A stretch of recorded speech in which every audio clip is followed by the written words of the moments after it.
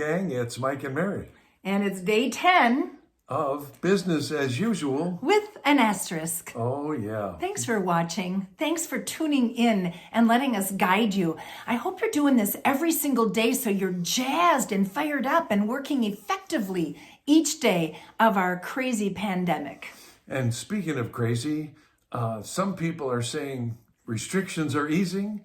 Other people are saying restrictions are getting stricter. And we're getting conflicting reports daily. So probably the worst thing you could do is buy into them and think, when this all gets back to normal, what if it doesn't? Maybe it never will. It doesn't matter. Those who are acting now are taking advantage of some opportunities that are out there. Because if you've been taking our advice, what you've been doing is contacting your people, especially your book of business people. And I'll bet you're getting questions from some folks like, is now really a good time to list? And if you're not, that means you're not talking to enough people. Yeah, exactly. I just had a student this morning who said she's talked to 6 people in the last week. Well, that's not enough, my friends. You got to amp that up. They're all home. They're all answering. Are you going to call them when they're back at work? That's probably not going to work real well. So dial them, make that decision right now. I'm going to talk to my people. And when you do, someone's going to say, well, yeah, we've thought about moving, but I don't think this is the right time. Shouldn't we wait? If you're making calls, the odds are that's going to happen because the going has gotten tough. And you know what happens when the going gets tough? Floyd taught us all. The weak get going. And the tough get back to the basics. There's no more basic thing you can do than have conversations with people. So let's say you do get an inquiry. Well, now can't be a good time to put our house on the market. We're going to wait till all this is over. How do you answer that? What do you do with those folks?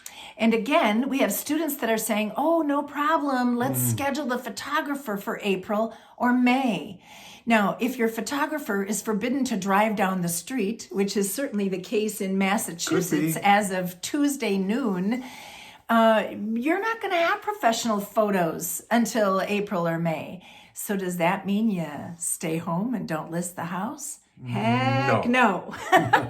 So we're going to give you some advice now for getting that listing. Well, first of all, you're going to do it online. You're going to use electronic systems and services to get everything done without having to walk into the seller's house or even meet the seller face to face. You've heard us say it before. Necessity is the mother of invention, and we are in a time of necessity to adapt, to improvise, to overcome, to reinvent, and technology is now making it possible.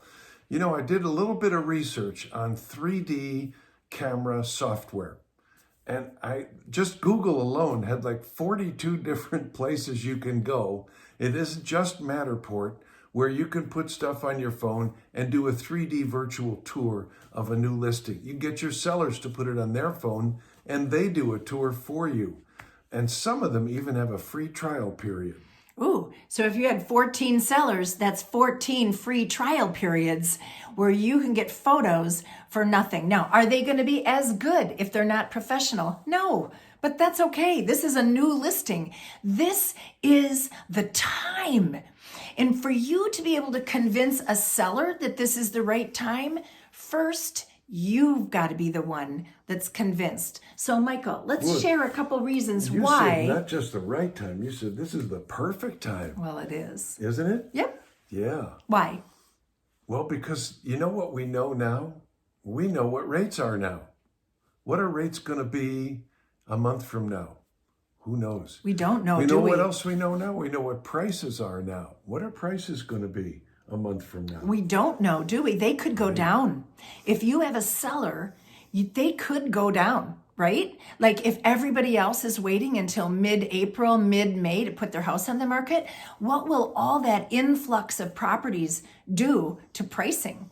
And if you've got a buyer, should you buy now or should you wait? Well, prices could go up as well. We don't know. And that's the point. We do know what we have now.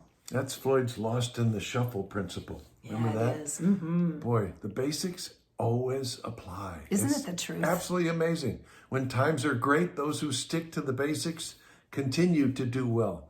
And when times get tough, those who get back to the basics continue to do well. We're urging you, keep making your contacts. Have conversations. Yeah, because that's what we can do now. And let's focus on what we can, not on what we can't do. And use your technology and your creativity to adapt and improvise and overcome and do things virtually. And you don't have to figure this all out yourself. You're not alone, you know. We're all in this together. So share ideas, springboard ideas, solve some problems with some friends of yours that are faced with exactly the same situation. Let's work together to come up with the right solutions. And you know how to reach us if you need us. We'll always be here for you.